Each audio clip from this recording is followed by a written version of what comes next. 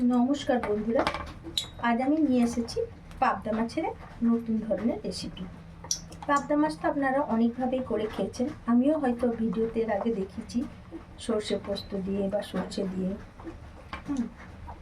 কেউ বেগুন দিয়ে করে, কাঁচকলা দিয়ে করে। আজ আমি একটু অন্যভাবে করে আপনাদেরকে দেখাচ্ছি। চলুন আমি আগে এগুলোকে নুন হলুদ মাখিয়ে নিয়ে আসি। এখানে আমি নুন হলুদ আর তেল দিয়ে পাবদা মাছগুলোকে ভালো করে মাখিয়ে নিচ্ছি। পাবদা মাছ ভীষণ ফোটে, তাই একটু তেল দিয়ে দিলাম যাতে ফোটাটা একটু কম হয়। আর এখানে আমি তেল গরম হতে দিয়ে দিয়েছি।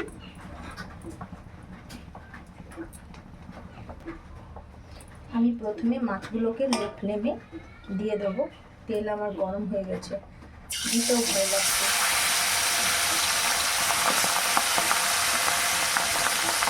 এখন আমি দুটো দুটো করে ভেজে নিই, একটু ঢাকা দিয়ে দিই, নাহলে এখনই পটপাট করে ফুটবে। একটা পিঠ আমার ভাজা হয়ে গেছে, তাই আরেকটা পিঠ আমি নিতে দেবো।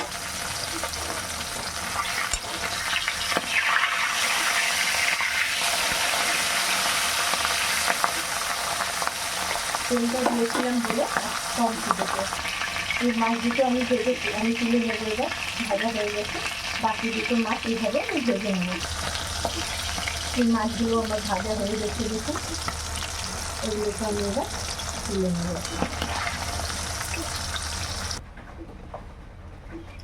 এই দেখুন আমার 4 পিসি মাছ ভাজা হয়ে গেছে। আমি এবার এই তেলের মধ্যে যেটা দেবো ভেজে নেবো সেটা হচ্ছে ঝিঙে। আজ আমি, সবাই তো বেগুন দিয়ে কাঁচকলা দিয়ে করে, আজ আমি ঝিঙে দিয়ে করব। তার আগে আমি তেলের মধ্যে কালো জিরেটা দিয়ে দেব।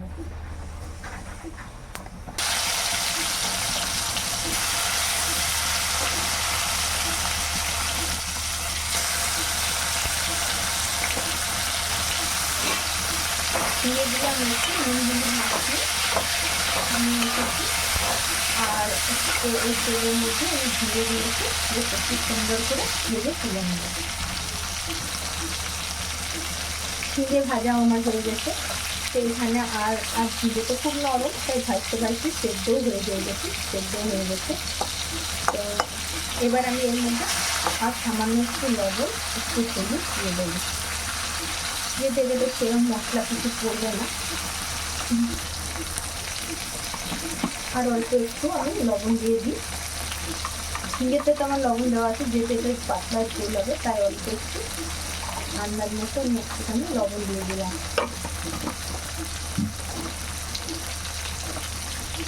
অল্প একটু হলুদ দিয়ে দিলাম।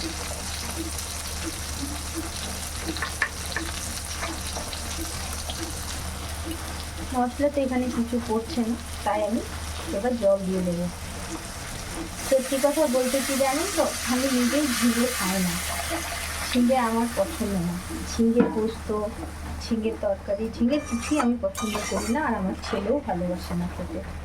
কিন্তু আজ ভাবলাম এইভাবে করে দেখি, তাতে যদি ঝিঙেটা একটু খাওয়া যায়, আর আশা করছি আমিও খুব সুন্দরভাবেই এটা খেতে পারবো। চলুন, ঝোলটা একটু ফুটে গেলে আমি মাছগুলোর মধ্যে দিয়ে দেবো। এই দেখুন ঝোল আমার ফুটে গেছে। আমি তবে এখানে একটা মশলা দেবো, এটা না দিলেও হতো, তবে আমার বাড়ির তৈরি এটা একটা ভাজা মশলা আছে, এটা আমি সামান্য অল্প একটু দিয়ে দিচ্ছি। কারণটা ঝিঙে তো, ঝিঙের মধ্যে একটা গন্ধ থাকে, তো আমি সেই গন্ধটার জন্যই খেতে পাই না, তো সেই জন্য সামান্য অল্প একটু এই ভাজা মশলাটা আমি দিয়ে দিলাম। আর দেবো একটুখানি ব্যালেন্স করার জন্য চিনি, একটুখানি চিনি দিয়ে দিচ্ছি আমি। ব্যাস, এবার আমি মাছগুলোকে একটা একটা করে দিয়ে দেবো। দেখুন কত বড় পাবদা।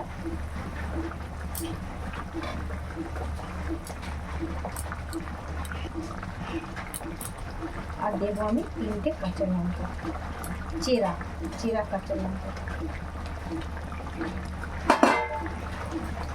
একটু ঝোলটা ফুটে মাছের গায়ে নুনটা ভালোভাবে ঢুকে গেলেই আমার রেডি হয়ে যাবে এই ঝিঙে পাবদার ঝোল।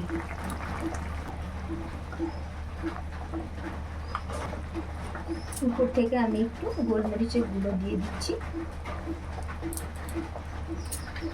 চাইলে আপনারা এখানে ধনেপাতাও দিতে পারেন, তবে আমি ধনেপাতা দেবো না। ধনেপাতা দিলে ঝিঙের যে ফ্লেভারটা সেটা চলে যাবে, তাই আমি ধনেপাতা দেবো না।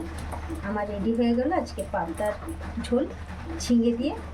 তো আপনারাও, আশা করছি আপনাদের এই রেসিপিটা ভালো লেগে হবে। যদি ভালো লেগে থাকে অবশ্যই লাইক কমেন্ট করে দেবেন, আর আপনারা বাড়িতে অবশ্যই একবার করে খাবেন।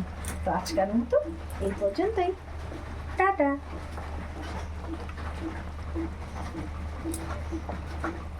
ও হো, দাঁড়ান একটু দাঁড়িয়ে যান। ও দেখুন কালারটা খুব সুন্দর। আমি তো খেয়েই আপনাদের বললাম না যে কেমন হয়েছে খেতে, তাই একটু আমি খেয়ে আপনাদেরকে জানিয়ে দিই যে কেমন খেতে হয়েছে। সত্যি দুর্দান্ত, দারুণ লাগছে। আমি তো ভাবতেই পারিনি ঝিঙে দিয়ে এরকমও টেস্ট হতে পারে। আপনারা অবশ্যই কিন্তু করে খাবেন। চলুন, বাই বাই।